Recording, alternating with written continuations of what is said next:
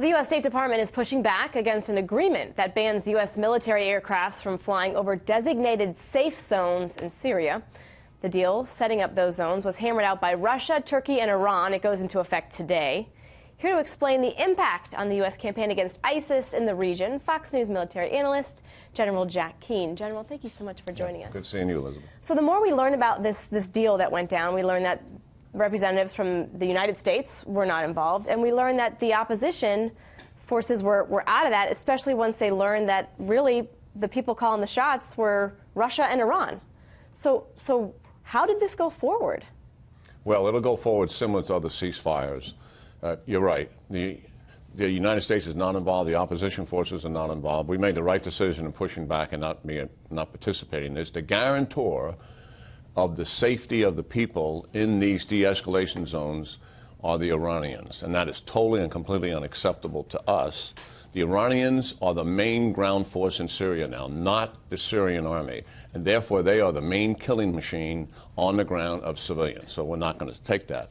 What normally happens in these so-called ceasefires, now they're calling it a de-escalation zone, is the Russians reset, consolidate, and then gradually after a week or so of activity calming down, they start to take operational advantage of the situation on the ground and then start their bombing again. And that'll be the pattern that'll play out here. You talk about an operational advantage. I'm curious as to the escalation of involvement from Russia. The civil war began, what was it, almost 7 years ago. And then when they started to get involved, how much have they gained from their involvement in this particular conflict? It's pretty significant.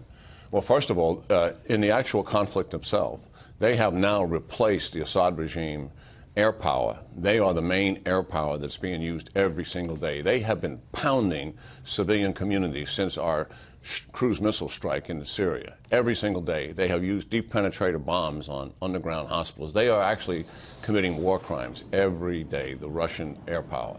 And what it's done for Russia strategically, the countries in the region saw the fact that Russia came in and backed up an ally, where we failed to back up our allies in the region, particularly after the chemical line was crossed, the so-called red line in 2013. They are doing arms deals as a result of that with every Sunni Arab ally we have, by and large, and they want to build nuclear power plants throughout the Middle East. This has all taken place as a result of their military intervention. And the reason why the Sunnis are doing deals with them is because they want to hedge with the Russians against the Iranians. This is why President Trump has made the right decision to go to the Middle East and renew this relationship, revitalize it, let them know that we've got their back, and we're going to return to this traditional and historical relationship that we've always had with these leaders in the Middle East. Yeah, you sort of set up my next question perfectly, because we are looking at President Trump making a trip over there. What does he need to get accomplished? Because it seems as if Russia's getting everything that it wants, that they want, especially when it comes to this conflict in Syria. They are already enthused with this president because he has spoken to them, he's met with some of the leaders. So they are truly looking forward to the renewal of the relationship. They're going to talk about ISIS and see if they can provide some help. ISIS is larger than the caliphate in Iraq and in Syria. It has expanded to 30 other countries. Some of those countries they have relationships with, and some of those are their countries as well. They're going to spend a lot of time talking about Iran. Iran is a major threat in the Middle East. All these Sunni Arabs fear it.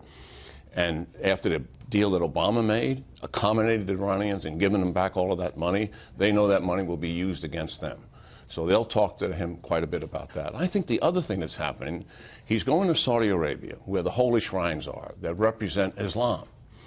And that's going to send a message. In this country and in other parts of the world, people have got the perception that he's anti-Muslim because of this travel ban.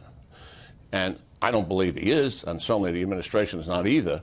And I think that's going to make another statement to the Muslim world that the first trip he's making to the Middle East is to Saudi Arabia and also obviously to Israel. Wow, fascinating. I only had about 6 more questions, but I'm getting the cue in my ear. Answers are too long. No, I love it. General Jack Keane, that just means we have to have you back. Okay. Thank you so much for joining us, sir. We appreciate it very much.